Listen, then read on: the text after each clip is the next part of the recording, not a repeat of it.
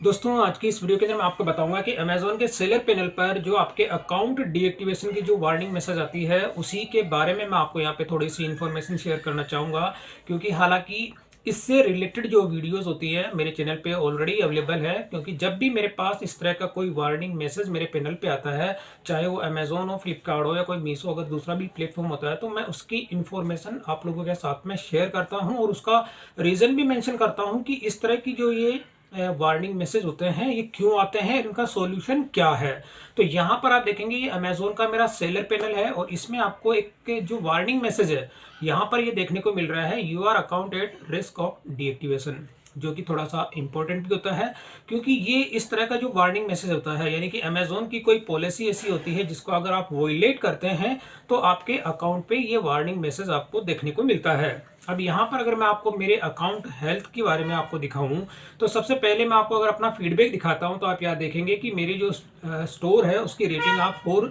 यहाँ पे है, जो कि कोई भी नेगेटिव फीडबैक जो है यहाँ पर आपको देखने को नहीं मिलेगा। और इसी के अंदर जब आप यहाँ पे क्लिक करते हैं, व्यू अकाउंट जो होता है, मतलब your account at risk of deactivation की जो वार्निंग मैसेज होती है, इसी के अंदर यहाँ पे होता है व्यू अकाउंट हेल्थ। तो जैसे ही आप इस पर क्लिक करते हैं तो यहाँ पर क्या होता है कि अगर मैं आपको अपनी जो टोटल यहाँ पे दिखा देता हूँ कि यहाँ पर किसी भी तरह का कोई भी मेरे पास कंप्लेंट अभी नहीं है, मतलब कि कोई भी जो कौन सी ऐसी पॉलिसी जो है वो वॉयलेट हुई है वो भी मैं आपको दिखाऊंगा। तो यहाँ पर आप देखेंगे कि यहाँ मेरा जो स्कोर है अकाउंट हेल्थ रेटिंग का स्कोर यहाँ पे 212 यानी कि 212 है मेरी यहाँ पे जो है अकाउंट हेल्थ का रेटिंग स्कोर है। अब इसमें इसका रीजन क्या है वो यहाँ पे इन्होंने मेंशन किया कि your seller fulfilled offer are at risk of deactivation. तो यहाँ पर ये वाला इन्होंने एक तरह का वार्निंग मैसेज जो आ रहा है उसकी रीजन यहाँ पे मेंशन किया है। तो यहाँ पर इन्होंने लिखा है कि your late dispatch rate जो होती है 5.71% है और टारगेट कितना होता है 2% का है। तो यहाँ पर आप देखेंगे कि दो तरह के परसेंटेज आपको देखने को मिलते हैं। यहाँ पर ये वाली जो रेटिंग आपको मिलती है जैसे 5.71, ये 10 दिन की जो होती है वो रेटिंग है, यानी 10 दिन के अंदर जो ऑर्डर आपने डिस्पैच किए हैं उसमें से कितने आपने लेट डिस्पैच किए हैं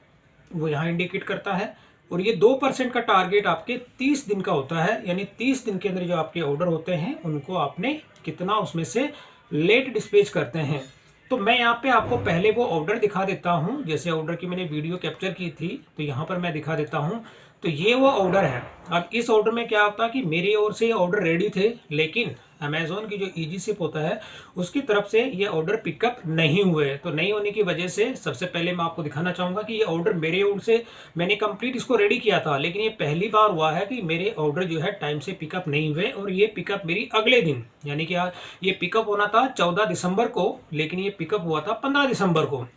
तो इसी के साथ जो मैं ऑर्डर आपको दिखा रहा हूँ इसमें आप देखेंगे ऑर्डर की वैल्यू कितनी है 180, यानी 180 रुपये का मेरा ऑर्डर है। अगर ये 15 को भी शिफ्ट नहीं होते तो यहाँ पे कैंसिलेशन जो कितना लगता, 6 रुपये 37 पैसे का यहाँ पे कैंसिलेशन चार्ज लगता। और इसी के साथ में ये इसका ऑर्डर के अमाउंट है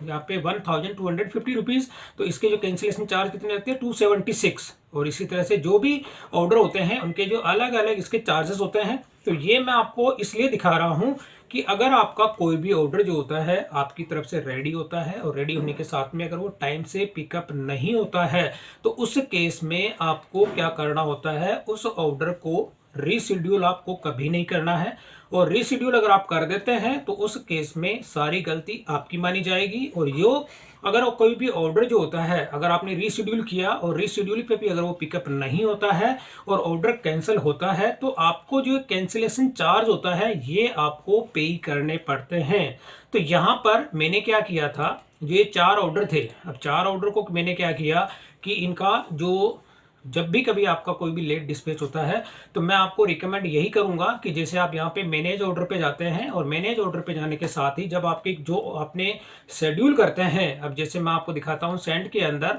और यहाँ पर अब जैसे कोई भी अगर ऑर्डर आपका टाइम से पिकअप नहीं होता है, जैसे मेरी फॉर एग्जांपल ये कल के ऑर्डर हैं, 6 ऑर्डर हैं जो कि कल पिकअप होनी है, तो अगर ये कल टाइम से पिकअप नहीं होते हैं तो यहाँ पर एक तरह का ये इजी शिप जो होता है यानी मिस पिकअप का एक फॉर्म होता है, इस पर आपको क्लिक करना होता है और क्लिक करने के साथ ही आपको इसमें जो होती है सारी स्टेप्स होती है, सिंपल सी स्टेप है। यहाँ पर आपको वो ऑर्डर आईडी मेंशन करना है, अपना रजिस्टर्ड ईमेल एड्रेस देना है और कितना आपका मिस शिपिंग, एक जो भी आपका दिन होता है कितने दिन मिस शिपिंग हो गए। तो यहाँ पे जैसे ही आपका शेड्यूल अगर ओवर हो जाता है तो उस केस में आपको ये स्टेप फॉलो करनी है और इसके बाद में नेक्स्ट करना है, ताकि आपकी वो कंप्लेन इरेज हो जाती है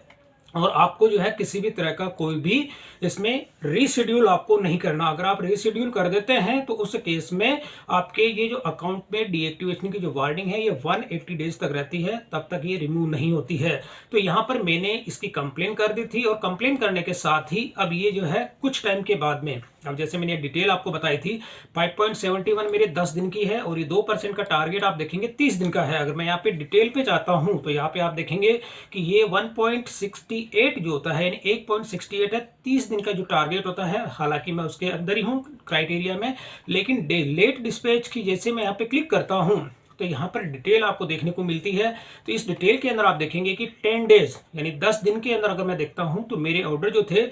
10 दिन के अंदर टोटल कितने ऑर्डर मेरे को रिसीव हुए, तो वो यहाँ पे दिखा रहा है कि आपको नंबर ऑफ ऑर्डर 17 रिसीव हुए थे। अब 70 ऑर्डर में से मैंने आपको 4 ऑर्डर जो दिखाए थे, जो कि मेरा एक दिन यहाँ पे शिपमेंट लेट हुआ था, लेट होने की वजह से यहाँ पे शिपमेंट का जो परसेंटेज था वो 5.71 हो गया है। और जबकि अमेजोन कंसीडर करता है 30 डेज को, यहाँ पे ये 30 डेज को कंसीडर करता है। तो यहाँ पर इसकी मैंने कंप्लेन भी ऑलरेडी कर दी थी, तो इस वजह से ये कुछ टाइम के बाद में यानी कि 2 से 3 दिन के अंदर जो है मेरे अकाउंट से ये रिमूव हो जाएगी। तो मैं भी आपको रिकमेंड यही करता हूँ कि जैसे आप देखेंगे टोटल 30 डेज के अंदर मेरे ऑर्डर कितने रिसीव हुए थे, 238 यानी 238 ऑर्डर मुझे रिसीव हुए थे। उसमें से 4 ऑर्डर ही थे जो मेरे लेट शिपमेंट, मैंने इसको जो है मेरे अकाउंट से तो ये कंप्लीट थे, लेकिन इजी शिप जो होता है इसका जो कोरियर बॉय होता है उन्होंने इसको टाइम से पिकअप नहीं हुआ, तो इसमें अमेजोन की जो है गलती मानी जाएगी। और इस तरह से कभी भी मैं फिर आपको ये कहता हूं दोस्तों कि कभी भी अगर आपके कोई भी ऑर्डर जो होते हैं अगर वो टाइम से पिकअप नहीं होते हैं तो उसको रीशेड्यूल कभी ना करें। जो मैंने फॉर्म आपको बताया था उस फॉर्म को सबमिट करें और सबमिट करने पर जितने ऑर्डर हैं उतने आपको अलग अलग फॉर्म आपको सबमिट करने होंगे। जैसे कि मेरे 4 ऑर्डर थे तो मुझे 4 बार अलग अलग फॉर्म जो है मुझे वो सबमिट करना पड़ा, क्योंकि मल्टीपल ऑर्डर्स के जो होते हैं फॉर्म आप एक साथ सबमिट नहीं कर सकते। और इसी के नीचे यहाँ पे होता है डाउनलोड रिपोर्ट्स का। तो ये डाउनलोड रिपोर्ट क्या करती है कि जितने ऑर्डर आपके लेट डिस्पैच होते हैं उनकी ये समरी आपको प्रोवाइड करता है। तो इसके लिए आपको थोड़ा सा वेट करना होगा और उसके बाद में जो एक एक्सेल की फाइल जो है वो डाउनलोड हो जाती है और इस फाइल के अंदर आपके जो ऑर्डर होते हैं उस ऑर्डर आईडी इसमें आपको देखने को मिलती है और ऑर्डर आईडी के साथ में वो डेट भी आपको देखने को मिलती है। इसकी फॉर्मेट कैसी होती है वो भी मैं आपको दिखा देता हूँ। तो ये एक तरह की CSV फाइल है और CSV फाइल के अंदर जो भी आपके लेट डिस्पैच होते हैं, जैसे आप ये देखेंगे तो ये ऑर्डर नंबर आपको यहाँ पे देखने को मिलता है कि कौन कौन से ऑर्डर थे जो आपके लेट शिपमेंट जिनका हुआ है। और ये एक्सेप्टेड डेट 14 तारीख यहाँ पे आप देखेंगे। तो यहाँ पे कब ये इनको जो है शिपमेंट पिकअप कब होनी थी इनकी, क्योंकि यहाँ पे जो होती है इनकी शिपमेंट जो होती है 14 तारीख को होनी थी, 14 नहीं सॉरी यहाँ पे 13 तारीख को इनकी पिकअप होनी थी, लेकिन 13 तारीख को पिकअप नहीं हुई थी और शिप यहाँ पे कब हुआ था 14 तारीख, यानी एक दिन इनका लेट हुआ था। और लेट होने के साथ ही आप देखेंगे 14 तारीख को यहाँ पे डेट एंड टाइम आ जाता है। तो इस तारीख को यहाँ पे लास्ट ये डेट एंड टाइम लिखा हुआ कि किस टाइम को ये पिकअप होना था। और अकाउंट हेल्थ पे क्या इफेक्ट पड़ेगा, यहाँ पे क्रॉस का साइन है, यानी अकाउंट हेल्थ पे किसी भी तरह का कोई भी इफेक्ट यहाँ पे देखने को नहीं मिलेगा। तो ये चीज हो जाती है। तो अमेजोन के सेलर पैनल पर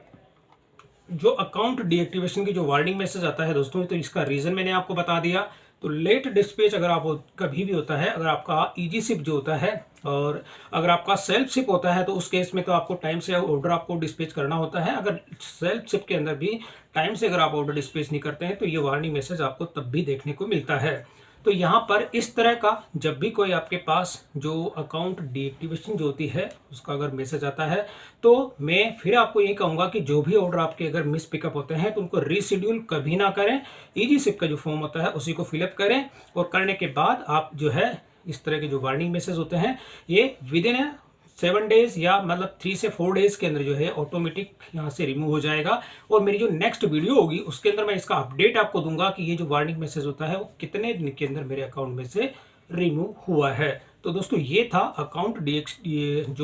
जो आपका डीएक्टिवेशन की जो वार्निंग मैसेज आती है उसी से रिलेटेड कुछ बेसिक सी इन्फॉर्मेशन जो थी वो मैंने आप लोगों के साथ में शेयर की है। तो दोस्तों वीडियो पसंद आई तो इसे लाइक और शेयर जरूर करें, मेरे चैनल को सब्सक्राइब करना ना भूलें।